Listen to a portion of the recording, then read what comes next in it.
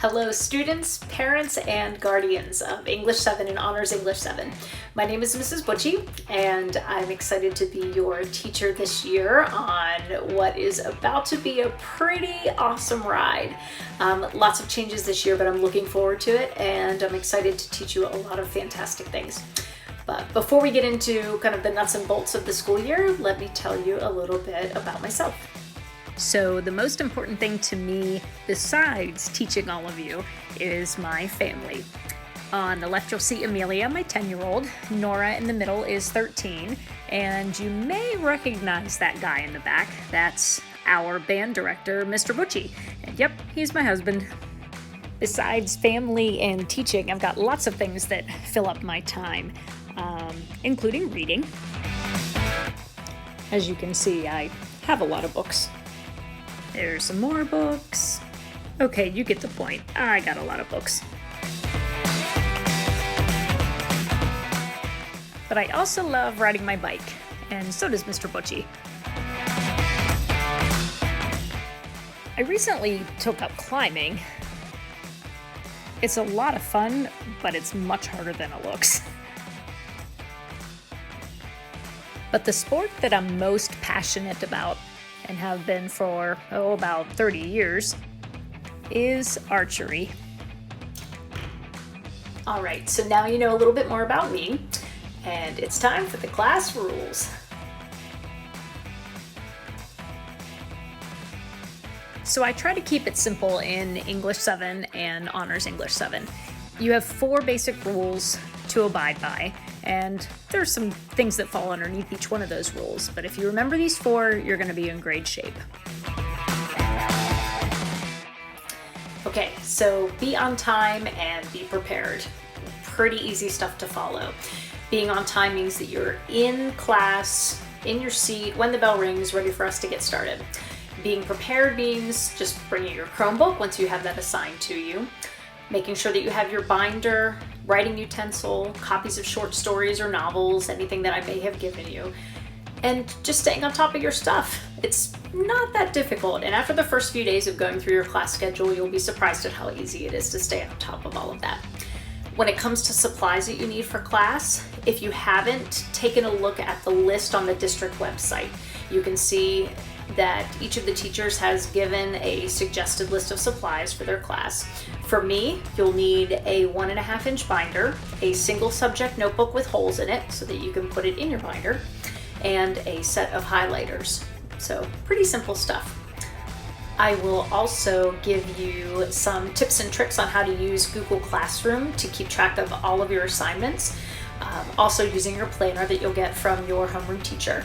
But there are lots of tips and tricks that I can give to you to keep organized, just not in English 7 or Honors English 7, but in all of your classes. Respect others. Pretty self-explanatory too.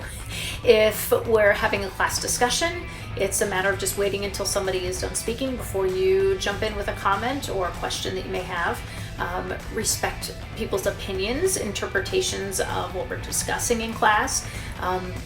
It's a safe place for us to do discussion, and no one should be worried about what other people think when they offer up an idea or suggestion. So I welcome people chatting in class, but in a way that is mature and respectable, and I think you'll be surprised at how smart you all can sound when you give each other a chance. So respecting the space takes on a couple of different meanings. First, let's talk about personal space. Obviously, we're living in a time where we have to respect distance and boundaries just to keep each other safe. And those rules obviously apply in the classroom. You'll see that everything is pretty much spread out when you get here. And we want to try to keep it that way just to keep everybody safe and healthy. And then also when it comes to physical property, that's another thing that we're going to kind of cover on respecting the space. We are very lucky to be in the district that we're in. You've got lots of great materials and property that the district can give to you on loan for the year.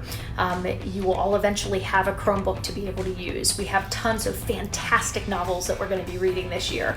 So when we give those to you on loan, you want to treat them as if they're your own, and you want to take very good care of them. So that's also respecting the space. Okay, so respecting yourself.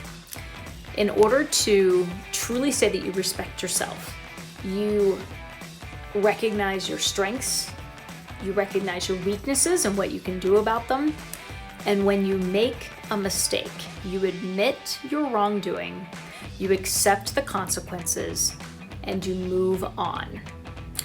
So when it comes to my class, if you make a mistake and there's a punishment for your action, you will accept that punishment, whether it's a detention or missed points for something done wrong.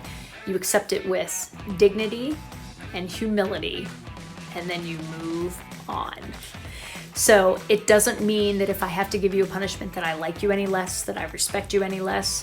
What will happen is that if you do not repeat that same negative action, I respect you even more. And in order for you to respect yourself, you follow those basic rules and everything else seems to fall into place. Besides, do you think it's a good idea to break rules in front of this woman?